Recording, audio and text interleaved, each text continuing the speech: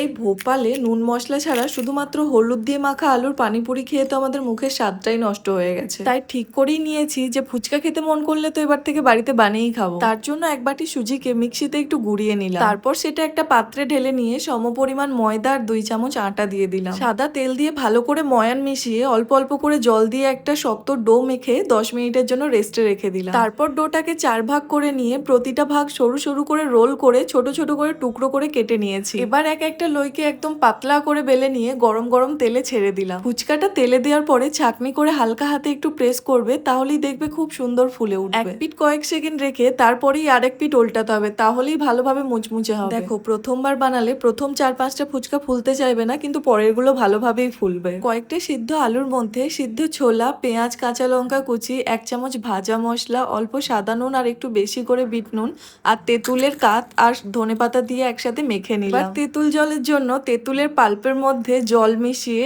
অল্প লেবুর রস, বিট নুন, চাট মশলা, ভাজা মশলা, চিলি ফ্লেক্স, ধনেপাতা আর কাঁচা লঙ্কা কুচি দিয়ে মিক্সড করে নিয়েছি। এই তেঁতুল জলে ফুচকা খাওয়ার যেই মজা, সেটা পুদিনার জলে মোটেও থাকে না। কেমন লাগলো সেটা কমেন্টে জানিও।